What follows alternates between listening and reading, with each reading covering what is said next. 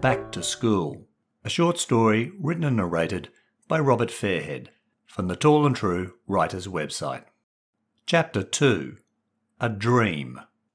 The headmaster tapped his pen on the punishment column in the discipline file. "I'm waiting, Edwards. Why do you want to come back to school next year?"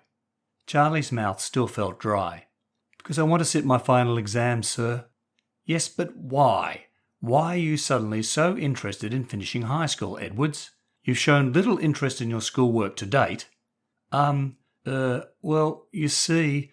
Charlie struggled to find the words. Hamilton pursed his lips and shook his head. "Oh, stop wasting my time, Edwards. I'm doubling your detention to 4 hours. Now get out of here." Charlie's heart was pounding like it was about to burst through his chest or up through his throat. He swallowed hard and said, "It's because of a dream I had last night, sir."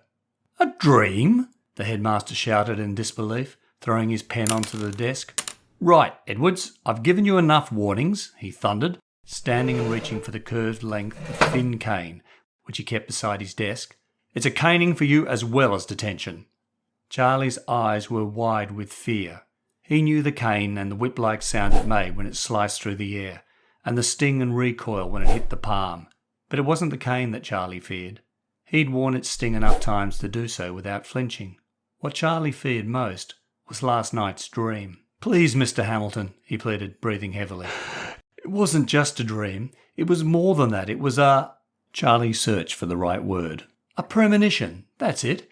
I had a premonition of what would happen to me if I didn't finish high school and sit my final exams.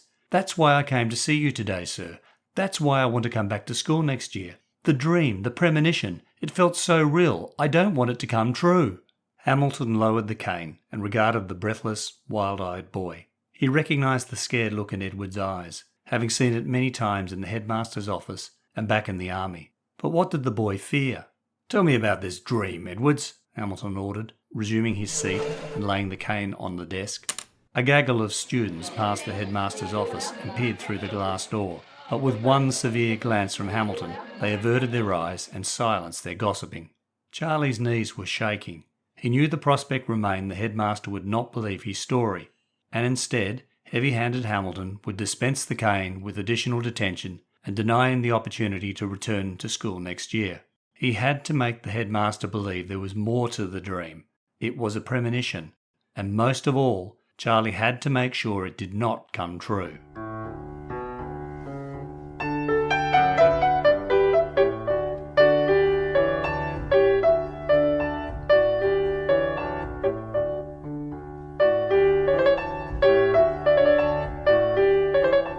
Hi, I'm Robert Fairhead from Tall and True Short Reads and the Tall and True Writers website. As I explained in Chapter 1, The Office, I wrote the first version of Back to School when I lived in England in 1992. The working title for the original handwritten draft was A Second Chance. But when I typed it up on my old Amstrad PC, I changed it to Another Chance. And finally, when I shared the short story on Tall and True in 2017, I renamed it Back to School. I was the same age as Charlie in the story when I quit school at 16. For many years in early adulthood, I dreamed of being 16 again and back at school. One day in 1992, I decided to exercise those dreams by writing this short story.